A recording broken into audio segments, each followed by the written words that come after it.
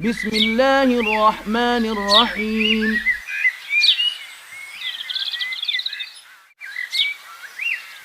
يا صباح الخير أو مساء الخير عليكم. طبعا أنا بطول في الفيديوهات، اعذروني جدا لأن أنا أغلب الأوقات بكون بصور، وسامحوني أنا آسفة والله. هحاول على قد ما أقدر أنزل لكم فيديوهات على طول روتينات عشان انتوا بتطلبوها مني كتير. هنعمل النهاردة يعني روتين كده خفيف ورب يعجبكم إن شاء الله. وهقول لكم على شوية حاجات كده جميلة جبتها، شنط وحاجات من دي هتعجبكم جدا، وهسيب لكم اللينك الحاجات دي كلها في صندوق الوصف. وكمان هنعمل أكلة بسيطة كده، رز وفراخ كده بتكات كده تركاتي ان شاء الله هتعجبكم. لكن قبل ما ابدا ما تنسوش اللايك والاشتراك، ده بيسعدني جدا، واللايك كمان بيعلي القناة زي ما انتوا عارفين.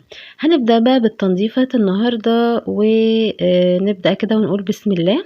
طبعا اكتر حاجة بنكرهها وهي ان نلاقي مثلا الركنة بتاعتنا متسخة ومش نظيفة، او السرير عندك لو كان قطيفة برضو مش نظيف، او السجاد فيه بقعة كده، الواحد يعني بيكون تعبان نفسيا بصراحة.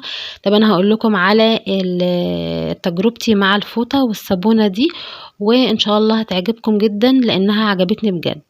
طبعا في ناس عندها حساسية جدا من المنظفات، سواء انتي مثلا بتنظفي بكلور او بالحاجات دي. بصوا هقول لكم على حاجة، الصابونة دي مع الفوطة دي بجد كنز، يعني انا ما كنتش مصدقة اصلا لما استخدمتها. طب هتعملي بيها ايه؟ هتروحي مثلا جايبة الفوطة وتبليها كده مية، وعلى فكرة هي مش للاساس لكن هي للمفروشات والحاجات دي، لكن بجد انا استخدمتها الاساس حلوة كمان. عايزة بقى تنضفيها بالصابونة اللي هي موجودة معاها دي. هي برضو بصراحة يعني زي ما بيقولوا كده، سمعت ان فيها يا جماعة ايونات بتجذب اي تراب، بتجذب اي حاجة من متسخة وكده. وانا فعلا بصوا اهو، انا مش عاملة قط في الفيديو ولا حاجة، ولا عاملة مونتاج ولا اي حاجة. بصوا قدامكم اهي يعني يا دوب بحطها وعلى خفيف كده بجد بتتشيل كل حاجة. هسيب لكم اللينك عشان تجربوها في صندوق الوصف. الفوطة دي بتقعد معاكي سنتين وحلوة جدا بجد، جربوها. هنعمل بقى ايه؟ كنت محتارة خالص ان انا اعمل اكلة ايه. فجيت بقى طبعا في يوم الدراسي حطيت بقى شوية زيت، وبعد كده قطعت البانيه.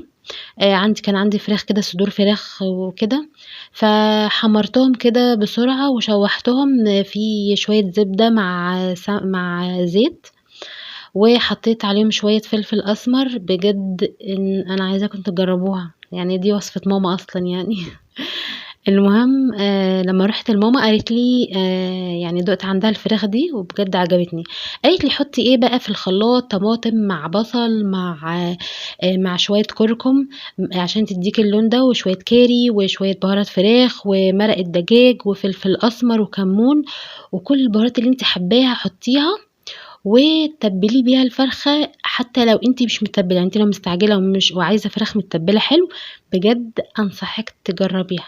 هتحطيها على النار تغلي بقى غلوتين كده حلوين لحد ما تستوي شوية، ولحد ما تستوي بقى انا غطيتها كده. كنت عايزة اقول لكم انا اتلسعت هنا جامد، لكن انا بجد طرطشة الزيت دي بتقتلني، يعني خصوصا لما اكون منضفة البوتاجاز. على ما الحلة سخنت كده عشان اعمل الرز، حبيت ان انا انضفه كده لانه يعني كان نضيف اصلا، وكنت عاملاه قبل ما انام. باحب أوي لمّا أنضّف المطبخ بصراحة قبل ما أنام، بجد بيدّيني طاقة حاجة رهيبة، باحس إن أنا مرتاحة نفسيًا يعني. المهم بقى الحلة سخنت كده وحطيت شوية سمن، وبعد كده الشعرية. حطيت هنا ورق لوري مع قرفة مع حبهان. عايزة أقول لكم لازم تجربوا الرز بالبهارات الصحيحة دي مع الشعرية. وعايزة الرز يكون مفلفل، لازم تكتري الشعرية، بتديكي يعني رز مفلفل جدا وحاجة كده خرافة. لما غسلت الرز بقى وسبته ينشف شوية من المية، حطيت الرز على الشعرية بقى وكده، خلاص عملت ال الأكلة بتاعتنا. لكن في غلطة هنا غلطتها مش باينة في الفيديو، إن أنا عملت كمية الرز دي على الحلة الصغيرة دي. بصراحة الرز ما استواش، اضطريت إن أنا أحطه في حلة تانية. فأنا أنصحكم بقى لو أنتم متجوزين جديد، أنا متجوزة من 10 سنين واتلخبطت، يلا معلش حطوها بقى في حلة كبيرة. هنا بقى دخلت على الأوضة بتاعة بنتي. أنا كنت حابة أقول لكم شوية مفروشات كده، بس المرة الجاية بإذن الله. حلوة أوي جبتها. المفروشات دي من ضمنها الكوفرتة دي. الكوفرتة دي أنا جيت هنا أحطها على يعني وشين، يعني هي بتتحط على وشين. حبيت أنا أفردها لكم كده، ده وش الأول بتديك اللون الشكل الجميل ده، وبصراحة لونها حلو وأسعارهم جميلة جدا يعني. وبعد كده عملتها على الشكل التاني. انت مثلا لو حابة تغيري ممكن تعمليها على اللون ده اللي هو اللون الابيض فاسمر ده، او ممكن تحطيه على لون البنك. برضو البنات اللي بيجهزوا جديد هيعجبهم جدا الحاجات دي. اي انا حبيت ان انا اغير بقى في كل شويه كوشنز شكل حطيتهم بقى كده وطلعت بالشكل النهائي ده. سيب لكم لينك في صندوق الوصف برضو، يعني عشان انتم بتسالوني كتير على كل حاجه بجيبها. بعد كده بقى رحت لقيت كمية تراب رهيبة. يعني انا نزلت الفيديو ده في الفيسبوك، فالبنات قالت لي انت بتنضفي على نظافة يا جماعة، والله انتوا ما بتشوفوش الفيديو او الكاميرا ما بتظهرش الخشب قد ايه مترب وعليه تراب ومش نظيف فعلا فعلا. نضفت بقى الرنر، وبرضو الرنر ده بتسأل عليه يعني كل يوم 99 مرة، من بيج يا جماعة اسمها آية ستور على الفيسبوك. برضو لو انتم معرفتوش توصلوا لها اكتبولي في التعليقات وانا هسيب لكم اللينك برضو. مسحت بقى التلفزيون. كان التلفزيون ده بصراحة مطرب خالص، ويعني نضفته كده ونضفت كل الريسبشن بالشكل ده. انا يا جماعة الخشب الابيض بيتبهدل والخشب البني بيتبهدل، لان بيتسئل كتير جدا هو انتي على الفرش ما بتبهدلش؟ لا بيتبهدل. لكن على قد ما اقدر بنحافظ على قد ما نقدر، يعني مش هنقتل نفسنا. المهم برضو كل الخشب ده كان مطرب خالص. وبرضو يعني المرة الجاية هقول لكم تنضفوا بايه، بس انا نضفته كده بفوطة كده علشان كان عليه تراب جامد وحبيت ان انا انضفه. كان في هنا بقى شوية بقى كده، وكان عندي ناس وحطيتهم في الضلفة، وبعد كده نسيتهم يعني. الإضاءة كانت عمالة تتبهدل مني يعني عمالة افتحها واقفلها. المهم خدت الاطباق من على الكوبايات لان كنت خايفه الكوبايات تتكسر خالص. عايزه اقول لكم انا يعني من الافضل ان انتوا تحطوا كوبايات يعني على جنب كده، علشان لو في ضيوف كده تبقى دي مخصوص للضيوف. تمام، ما تطلعوش للضيوف الكوبايات اللي هي مثلا بنستخدمها او كده. جيت هنا بقى حبيت ان انا اعمل نصحة، كسرت المراية يلا الحمد لله بروح اعملها بقى. نضفت بقى المكان. وبعد كده بقى شلت الترابيزه علشان كان فيه تراب جامد خالص على السجاده، زي ما انا قلت لكم والله يا جماعه ما يعني الكاميرا ما بتظهرش. عملته كده بالمقشه كده، وانا ما بعملش من المكنسه ليه؟ لان المكنسه بتاعتي بصراحه مكسوره. عملته كده بالمقشه، بصراحه انا بحب استخدم المقشه اسرع واسرع لي يعني فانا عملته وكان فيه بقع، يعني انا لما شلت السجاده كده كان فيه بقع. لقيت شويه كده تراب تحت الشاشه، يعني ترابيزه الشاشه، وعملتها كده يعني كان المكان يعني ايه مش متسخ قوي يعني. جيت هنا بقى خلصت، ولقيت برضو زي ما انا بقول لكم بقع. جبت الفوطه اللي انا قلت لكم عليها من اكواي، بصراحه حلوه قوي. بصوا انت يعني انا ما عملتش كات اهو للفيديو. بتشيل كل حاجه، يعني شالت كل حاجة اللي موجودة على السجادة وكل حاجة، يعني بصراحة بقت زي الفل يعني زي ما بقولوا. انصحكم تجيبوها وحلوة جدا زي ما انا قلت لكم في اول الفيديو وظهرت لكم، بس حبيت ان انا اكد لكم ان الفوطة دي فعلا يعني حلوة جدا. انا لو مش حلوة والله ما انا مش هخرجها لكم كده واجيبها لكم. بعد كده بقى خلصت المكان ده.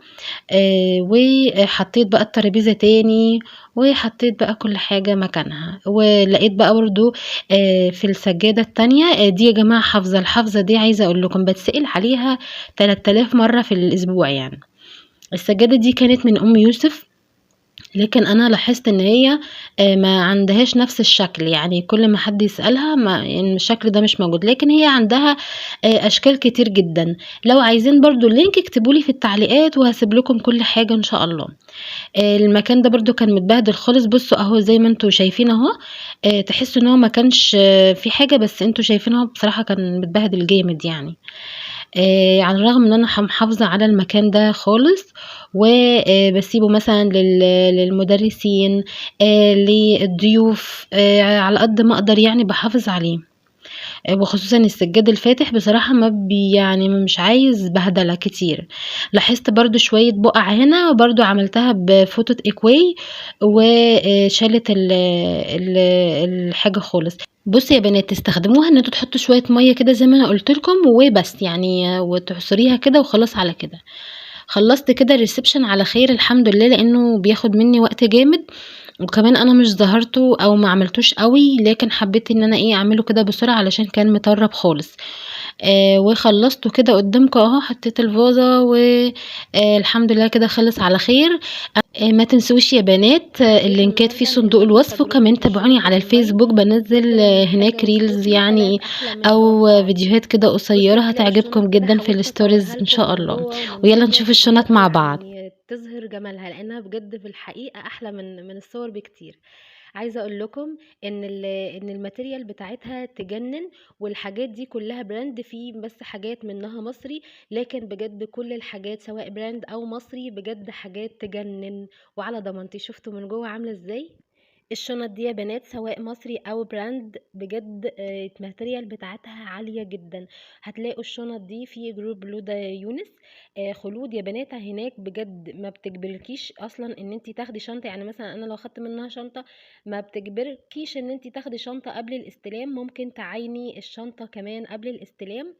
ودي احلى حاجة بجد سمعتها منها، يعني لما قالت لي يعني اي شنطة لو ما كانتش زي الصورة بالظبط واحسن كمان مش هتستلميها. طيب عايزة اقول لكم كمان الشنط بصوا من جوه عاملة ازاي، والله يا بنات تستاهل ال يعني تجنن. انا يعني حتى الشنط كل الشنط سواء الكبيرة او الصغيرة كل حاجة فيها من جوه ومن بره بجد تحفة وتجنن. عايزة اقول لكم كمان خلود يونس بتقدم كل شهر مسابقة وهتكسب بنات كتير جدا. ادخلوا الجروب عندها واعرفوا شروط المسابقة، وبتكسب بنات بجد، يعني المسابقة بتاعتها حلوة قوي. عايزة اقول لكم كمان خلود يونس يا بنات عندها شوزات، الشوزات كمان ما تقلش ابدا عن الشنط، لان الشوزات كمان يعني الماتيريال بتاعتها ظاهرة اهي. كل حاجة سواء السليبرز او الشوزات الصغيرة او الانسات الكبيرة او كده، بجد الحاجات هناك يعني عندها حلوة قوي. وظاهرة طبعا الماتيريال في الصورة سواء للولاد الصغيرين او الكبار. الحاجة يعني بصوا تتاخد كده وتتخطف. عايزة أكد لكم إن خلود مش بس بتشتغل في البراند، كمان بتشتغل في المصري، والشغل كمان المصري بتاعها حلو قوي، وزي ما أنا بقول لكم على ضمانتي. كمان خلود بتقدم خصومات حلوة قوي لأي بنوتة من عند هالة من عندي طبعا، وخصوماتها حلوة قوي. وعايزة اقول لكم هي محددتش الخصومات خالص، قالت كده انا هسيبها، وان شاء الله اي اوردر من عندي اي بنوتة من عندي ليها خصم حلو قوي. وكمان عايزة اقول لكم الاكسسوارز عندها تجنن، يعني شوفوا السلسلة دي بجد من بره ومن ورا ومن قدام، يعني حاجة بجد يعني حلوة قوي. وعايزه اقول لكم ان هي ما بتغيرش لون ابدا، وكل حاجه عندها اكسسوارز او شنط او شوزات او سليبرز، وكمان عندها توك وحاجات يعني كتير جدا. ادخلوا الجروب عندها هتلاقوه في اول بوست عندي، وشرفوني هناك ان شاء الله الحاجات هتعجبكم جدا.